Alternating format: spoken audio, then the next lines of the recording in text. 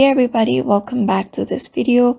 In this video, we're gonna learn how we can remove Instagram account very easily. So let's get started. First of all, open your Instagram account on your phone and then go to your profile.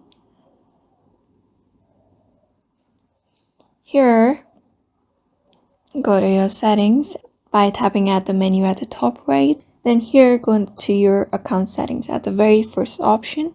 Just tap on it. And then go to your password and security option.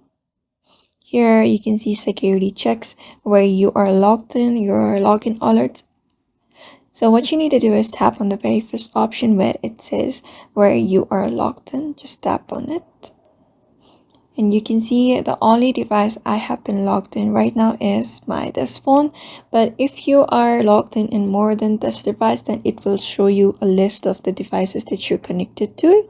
Just tap on this option. And here you will see the option of removing your device. If you're logged in more than other device, if you want to remove it, just tap on the remove account option and your account will be removed from another device very easily. So just follow the steps I told you and that way you can remove Instagram account from another device. So thank you for watching this video and I hope this video was helpful.